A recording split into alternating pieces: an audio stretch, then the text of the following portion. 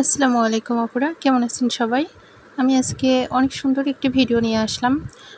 আপনাদের ভিডিওটি অনেক উপকারিত হবে। তো আমার হাতের কাজের ড্রেসগুলো দেখে আপনারা খুবই পছন্দ করেন এবং বলেন যে আপু আমি কি ধরনের কাপড় ব্যবহার করি। তো এজন্য আপনাদের ভিডিওটি দেখানো। তো আপুরা দেখুন আমি কি কাপড় ব্যবহার করে আপনাদের দেখাচ্ছি। দেখুন কাপড়টি। তো আমি এভাবে থান ধরে নিয়ে আসি অরবিট প্রসেসিং মিলস, এই কাপড়ের কোম্পানির নাম। তো এগুলো খুবই ভালো।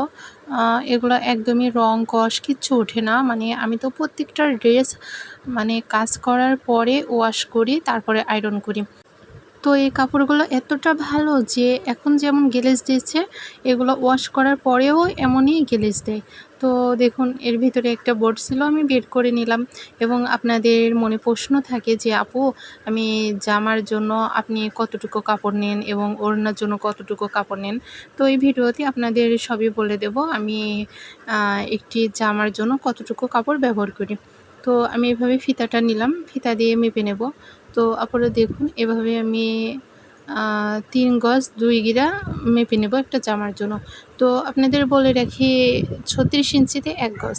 তো আমি এভাবে 3 বার মেপে নিলাম, তাহলে 3 গজ। আর 4 ইঞ্চি 4 সুতাতে আপনার 2 গিরা হচ্ছে। তো আমি 3 গজ 2 গিরা কাপড় মেপে কেটে নেব। তো আপুরা আপনারা সহজভাবেও কাটতে পারেন, যেমন আমি আরেকটাভাবেও কাটি। ইঞ্চি টেপটা একটি কাঠির সাথে আমি মাপ করে রেখে দিই, তারপরে ওইটা ধরে একবারে কাটি, তাহলে আমার কোনো সমস্যাই হয় না। তো দেখুন এবার আমি কেচি দিয়েই কেটে নেব। এটা আমার একটা জামা বের হলো। তো এভাবে আমি থানটা দিয়ে যে কয়টা জামা হয় আমি করে নেব। একটা থান দিয়ে আমার এখানে মোট জামা বের হয়েছে 4টা এবং ওড়না বের হয়েছে 3টা। তো আপুর আপনাদের বলে রাখি ওড়নার জন্য 2.5 গজ কাপড় আমি ব্যবহার করে থাকি। তো আমি সবগুলা থান কাটি নাই, শুধু 3টা থান কেটে নিয়েছি। ভিডিওটি এখানেই শেষ করছি। পরবর্তী ভিডিও দেখার জন্য